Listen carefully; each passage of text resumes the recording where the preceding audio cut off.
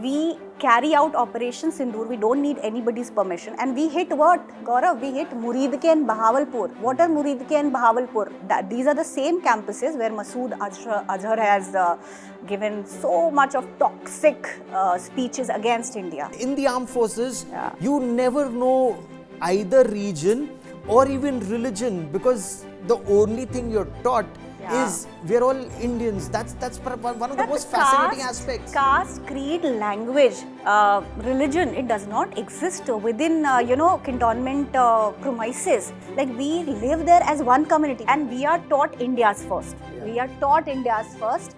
We have been groomed in that manner as a family also. We support the work of the soldiers and the organization.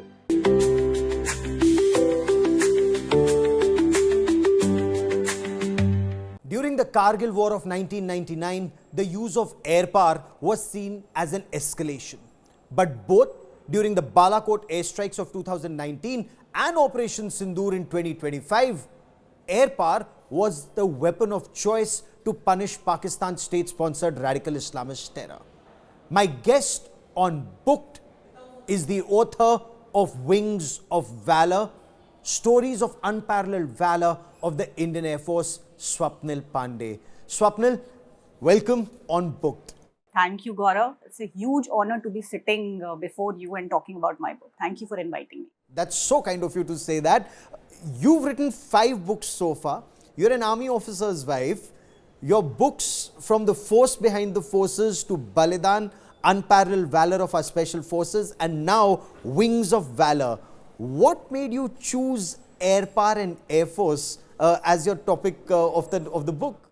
See, somebody had to write on Air Force. If you see about the narrative building that has happened in this nation, that we always think that the valor is all about the flying bullets and bloodiest of battle, that we refuse to acknowledge the unsung and understated valor that flows within the Indian Air Force fraternity, because that's a service which serves this nation every single day. If you talk about Chetak, they're flying across high altitude, they're supplying rations and logistic to, furthermost corner of this nation, be it Indira Cold, to the jungles and stuff. Then there are Globe Masters and C-130J and Mi-8s, Mi-17. If you talk just about the helicopter fleet of it, they're flying every day, serving this nation. They are taking enemy bullets as well, because the Kazbak thinks when they are going to ridges and spurs and mountains. So they are giving it all. And if you consider it, that driving a car itself is so risky, there are so many accidents happen on the roads itself. Flying in a helicopter is a next level thing. So don't you think it is some kind of valor they are showing there? They are risking their life every single day. And for what? In Balakot we saw Indian Air Force fighter jets. They didn't just cross the LC, they hit across the international border. That's the kind of valor we are seeing, at least, about the fighters. Yeah. But I am talking about, when we talk about Wings of Valour as a book, as a collective representation of Indian Air Force as an arm, I think this is one of its kind, first of its kind book, which is talking about Indian Air Force as a whole of the service. And as a storyteller, I think it is my duty to bring forward the kind of stories, unsung stories, that the next generation need to know. So this book is in that series. I have myself written 4 books on army. So somebody had to write about this unsung and understated kind of courage, and this happened. And what was the most remarkable aspect of air power? I see you wearing Op Sindoor colors, Sindoor color, and perhaps Op Sindoor, the valor of the Indian Air Force, from the S-400s to the fighters to the air defense system, all of it was spectacular. Absolutely. And the most remarkable thing that you asked me about writing a book on Indian Air Force would be, first, I think, my own interaction with the air warriors. I have written this book over a period of 2 years. Like, defense books are the most difficult genre to write on, because we also have to go a lot of clearances and permissions, just to write on what we are writing. So just to meet them, first of all, it was a huge shift for me also as a storyteller, because I have been featuring stories on army primarily till now. So when I when I met all these air warriors, the first thing was I was awestruck with their aura. And you have to trust me on that their swag, their panache and their style, it beats Tom Cruise in Top Gun. They are so handsome, their Ray-Bans, the way they talk to you, you know, it leaves you awestruck. Then let me mention it here that I also had the huge honor and privilege of meeting Air Marshal Avdesh Kumar Bharti, who is flavor of the nation. You know, he's a huge DG Air Ops. yeah, DG, then DG Air Ops, Yes. now Deputy Chief of the Yes. Air Force. So meeting him again was a huge imprint on my heart, and it's a very good, big fan moments for me. And he taught me a lot, many things, I would say. Then I also get to realize undiscovered, something I would say I realized that Air Force also as an arm, as a service basically, is a very upfront, sophisticated and technology intensive yes. service. And what a gun is to an infantry soldier is that machine to an Air Force uh, personnel. So that was kind of good exposure for me, and a lot of good things have come into the book. Yeah. Interesting. Oh, absolutely. Then DG Air Ops, Air Marshal Bharti, he went absolutely viral when he quoted the Ramcharitmanas, saying, "Vinay na manat jaldi jad, bhai teen din beat, bole sako par ram tab, bhai bin hoye na preet." That's in a way India's civilizational philosophy. Yeah. So you have, you say these rock star looking fighter pilots or pilots with their flying overalls, Yeah. G suits, Ray-Bans, but so well connected to India's civilizational ethos. Absolutely. That's what great is about our Air Force, that despite being a modern, sophisticated and technology intensive service, they are also very, very rooted to their roots, to their culture. For the Air Marshal Avdesh Bharti to be quoting from Ramcharitmanas, reflects that particular thinking as well. And if you think about all the kind of Shastra Puja that happens every year, Air Force does it with their equipment also, and they are the, even though they are air warrior, we have to understand they are also fathers, sons, husband, regular guys, but when they go to the battle, they are, a beast in the air, I would say, and that talks a lot about the ethos and spirit that flows within the Indian Air Force community. मतलब भारतीय वायु सेना, आप नाम में देखो कितना weight है, guardians of the sky, So that just talks about the kind of culture and history they are coming from, and they're rooted to that while looking forward as well. So yeah.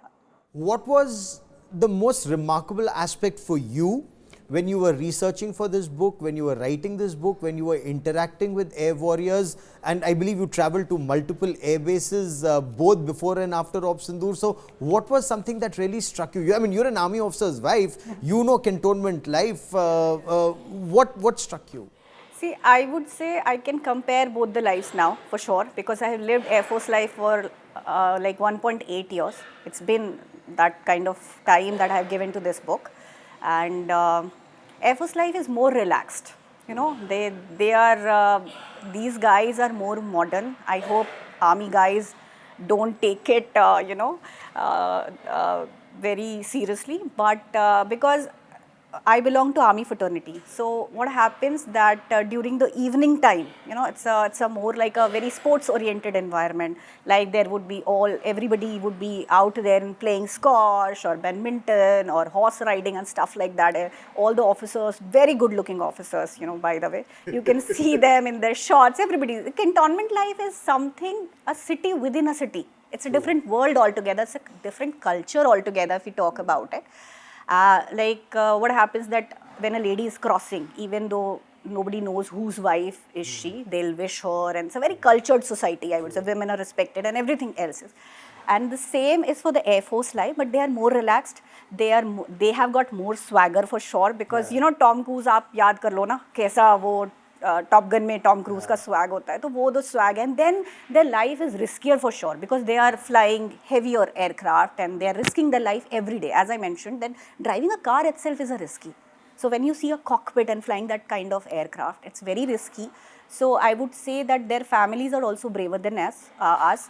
because I would quote here Mrs. Sarita Singh, wife of Air Chief Marshal AP Singh. She said, I asked her this question that don't you feel scared like every day your husbands are going out in the sky? She said, no, we get adapted to the fact and we believe in the God. So that speaks volume about the kind of courage that fraternity holds, and they are risking it for the nation. True. How No, belief in incredible, God. and Absolutely. the service and duty, sense of duty to the nation, selfless duty, I would say. You find it in the Air Force fraternity, and what is the most troubling thing, I would say, that it is unsung and understated. Because as I mentioned, we talk about bloodiest of battle, we talk about Kargil war, even 1971 war, but the everyday service that Air Force personnel are taking on and doing, providing the service to the nation, it is never acknowledged. It is so unsung. Shouldn't they be acknowledged for the service they are doing? Oh, It is absolutely. just like any other job, like yours or mine. At the end of the day, like we have high expectation from armed forces, of course, but to do what they are doing, they are the ray of hopes for a tribal community in northeastern jungles.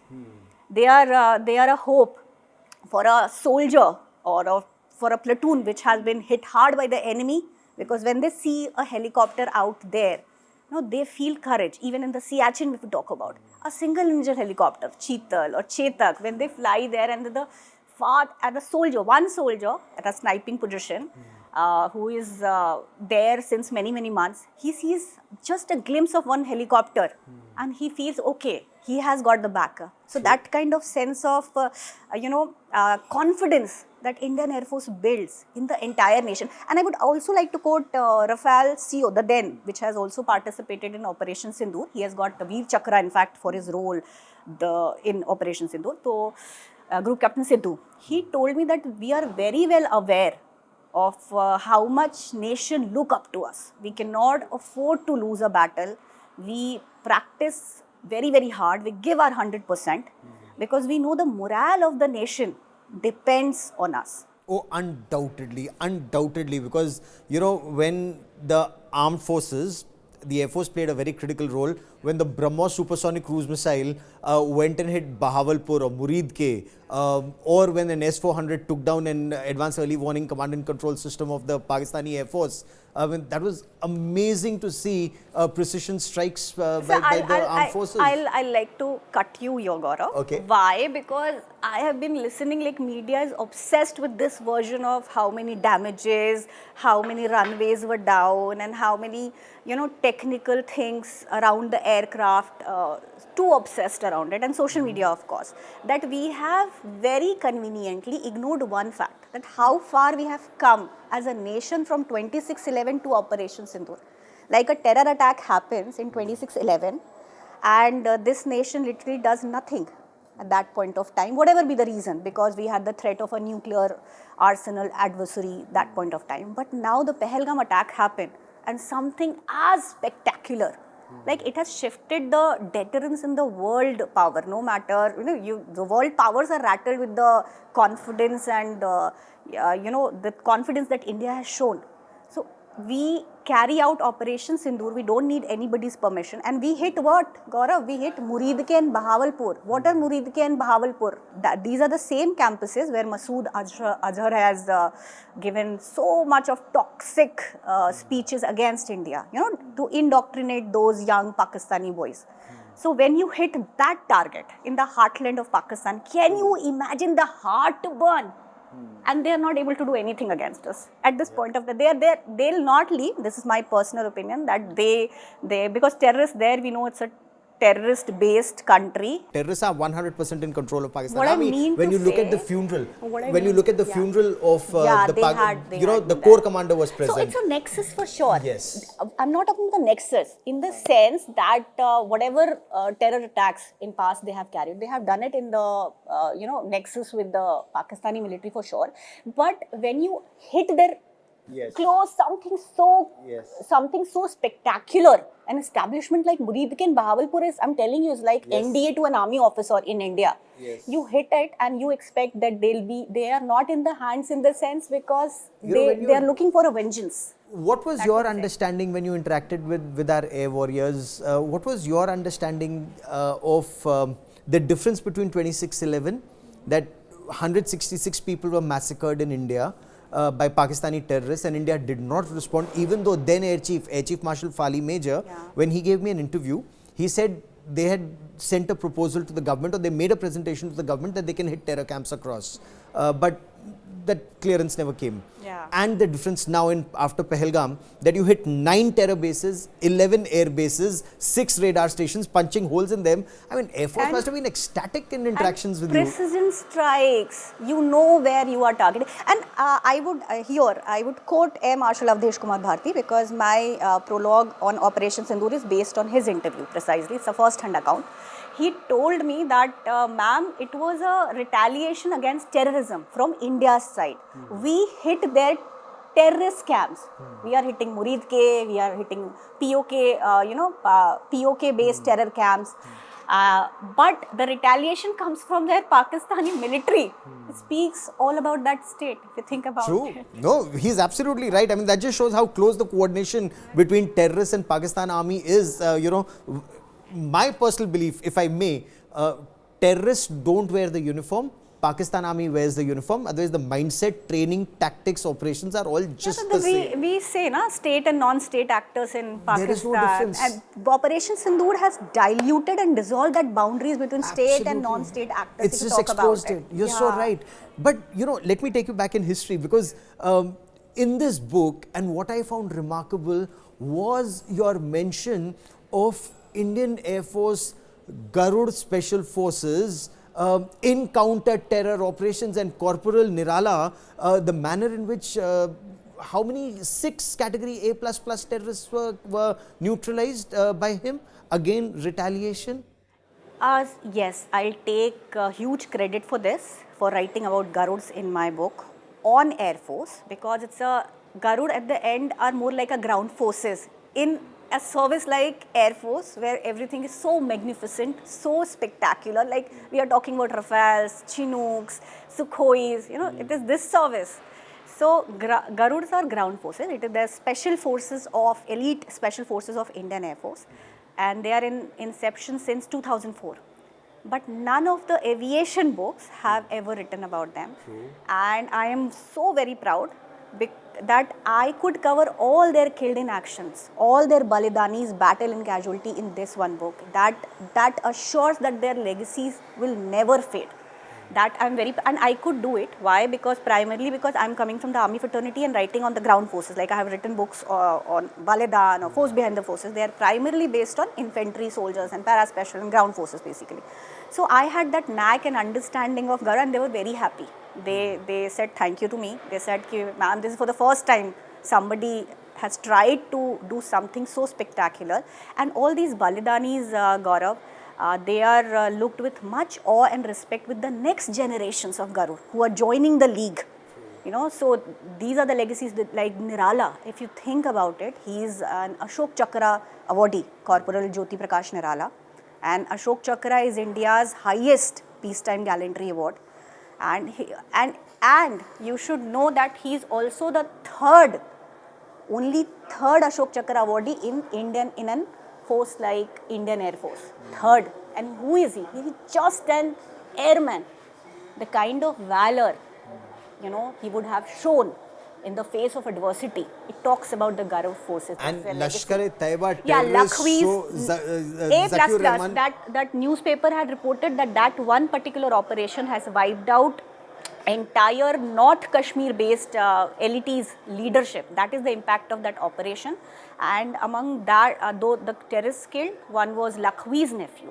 The kind of heartburn and, the pain they would have caused to them. Zakir Rahman Lakhvi, one of the chief plotters of 26/11 Mumbai terror attacks, fathered a child while in Adiala jail in Pakistan. So that just shows again how close the relationship between terrorists and Pakistan army is. The right-hand man of Hafiz Muhammad Saeed, the professor of terror in Pakistan, UN designated terrorists, and when you neutralize their family, like Masood Azhar's family and relatives in Bahawalpur, it sends across a very clear message. This India will not take terror, will not accept terror. And more than that, here we are talking about, Gaurav, the unparalleled courage ordinary men, ordinary soldiers, because I primarily write on ordinary soldier, show when it comes to duty, when it comes to performing their duties, they are also fathers, they also have families, they also have a family to look after and pay for.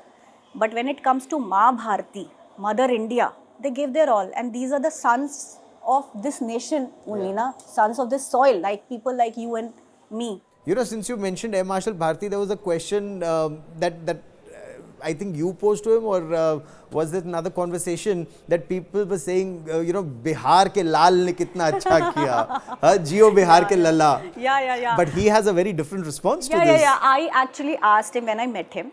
So I asked him after my interview about Operation Sindoor was finished. I asked him this one little question, and very, very candidly, I asked him that I hope, and I am also from the Bihar, by the way, so I was also taking a lot of pride in that. So I told him that you're coming from Bihar, and I hope you're aware, like a lot of memes have been made with the Manoj Tiwari song, Jio Ho Bihar Ke Lala. So he told me a very profound thing, by the way. I was asking it candidly, but he said, ma'am, being a soldier, I don't associate with the regional identities. My only identity is national. Somebody had to do that job, so I did that job with utmost sincerity. Other than that, any soldier, it was supposed to come from any state. It could have been any state. It could have been Tamil Nadu, it could have been Maharashtra. So regional identities we don't associate with as soldiers. So you know, it's such a, and that's such a beautiful thought. You know, Profound you thought, being I an would army say. officer's wife, Yeah. somebody who's lived, I'm sure, across the country. Yeah. You know, I'm an army officer's son. Son, with yeah, great you're a brat. pride. Yeah, Why? You're a brat. and a very proud one.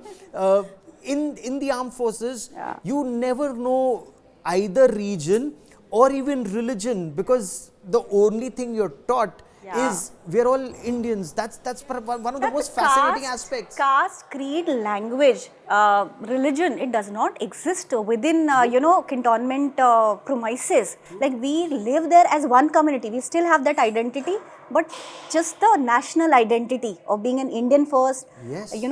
and Which is incidentally my show, India First. India first. So if we apply this concept to rest of the India, imagine how empowered and how half of our problems would be solved. Oh, you're absolutely right. Because we damage so much of properties in the names of rights. Region, religion, Language was caste, the flavor of the season. language. And imagine how soldiers must be feeling. And as families, we also feel very bad about. We keep ourselves at a distance from all these topics because we are supposed to be neutral. So when we see people fighting over languages, over religion, it really breaks our heart, because my Does neighbor... it impact the cantonment?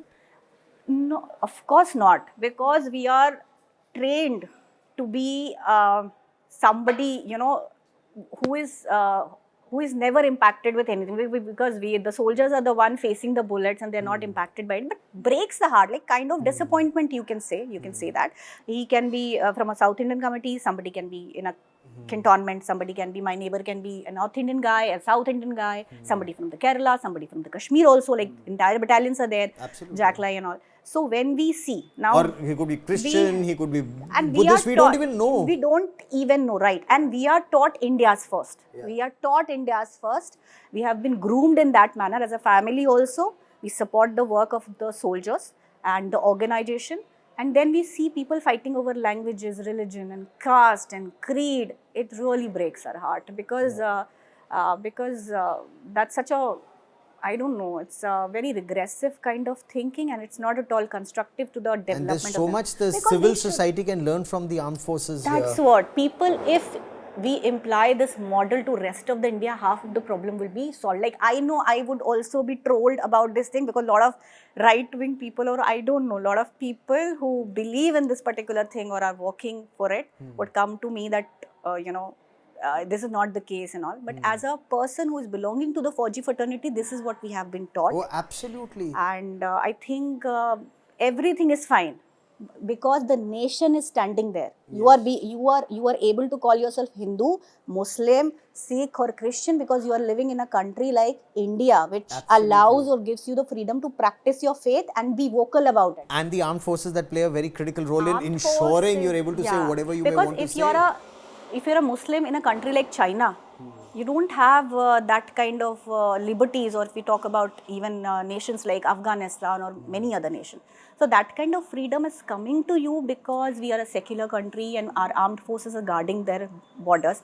Very So interesting. when, Coming back to Wings of Valor for a moment, there's a very interesting story that you have, which has always, aroused a lot of curiosity in me. It's that Jaffna University airdrop. I mean, it's a story that gives you goosebumps each time. The valor of the Air Force pilots, the helicopter pilots, and that of Siklai, 13 Siklai, if I remember correctly. Yeah. It just gives you goosebumps. You're running, or flying into a hail of bullets and slithering into a hail of bullets. see, thank you for asking this question, Gaurav, by the way, because I was very hesitant initially to write about this particular operation because a book has page limits.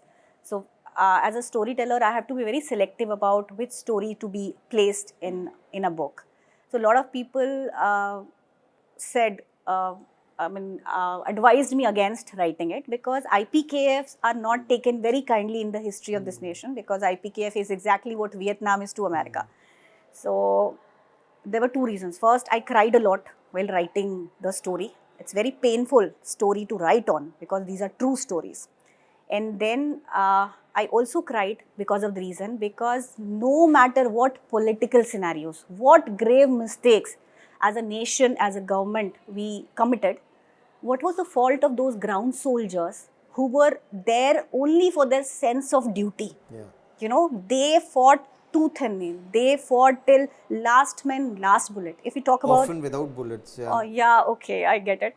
So, especially when we talk about Jaffna University heli drop, if you think about this operation, they were surrounded with LTT guys, and there were these huge Drawn into an helicopters ambush. Yeah. drawn into an ambush. But what I have discovered while writing this story, that we are told that how can a man die better than facing fearful odds for the temples of his fathers, For the temples ashes of his ashes of fathers his fathers and the temples of his temples gods. of his gods, right? But then these soldiers, Indian soldiers, were not fighting for the temples of their gods and ashes of their fathers. They were on the foreign land, right? What were they fighting for? They were fighting for their brother in arms, fighting beside them. I interviewed a lot of people, and I discovered this truth from their narrations and conversations, that they were fighting for their brother in arms, fighting in the pitch darkness against unimaginable odds. Each one of them, none of them ran away, none of them escaped. If you see, what do you have any example like that? Like No, maybe it's unparalleled valor. unparalleled. Is there any one regret that you have that you could not add in this book? Yeah, I have, and a very profound one, I would say. See, I started writing this book from Adampur Air Base, right? The air base which was in much of the news recently after Operation Sindoor. So I was sent there first to get an idea, because I had met Air Marshal Chaudhary sir that time, and during the time of AP Singh sir, Air Chief Marshal AP Singh, the book is completed, because book takes relatively longer time. So he sent me to Adampur Air Base to get into the shoes. I'm talking about 2 years back. So to get into the shoes of an average Air Force personnel and get a feel of Air Force life. But they showed me, they gave me a very excellent, amazing hospitality Air Force has thrown on me. Thank you, Air Force guys. And they showed me almost everything. I have been to their Garud flights there. I have been to their, I dined with the MiG-29 pilots. I went to the ATC and saw how does it function. Only one thing I did not saw was S-400s, missiles and radar unit. Why? Because that time, before Operation Sindoor, and it is a fact, it was nowhere mentioned. And even the officer who was showing me around, he said, ma'am, do you want to go there? Because till now, there has not been any operation regarding air defense, na? Oh, and So air defense played such a critical role during Op Sindoor. Yeah, so I was, when Operation Sindoor happened, I was literally, I couldn't speak for 2 days because I couldn't interact with them. Even if nothing, I could have got some photographs So from that. Wings of Valor Part 2 will have all about S-400, because S-400, the Sudarshan Chakra that was able to take down, in recorded history of the world, the first time a Pakistani airborne early warning command and control system, eye in the sky, 320 kilometers away. And that's a history that's been set. So perhaps more history in the next round of Wings of Valour Part 2. But Swapnil Pandey ji for joining me here on the book special. Many thanks. Thank you, Gaurav. It's an honor to be here. Thank you so much.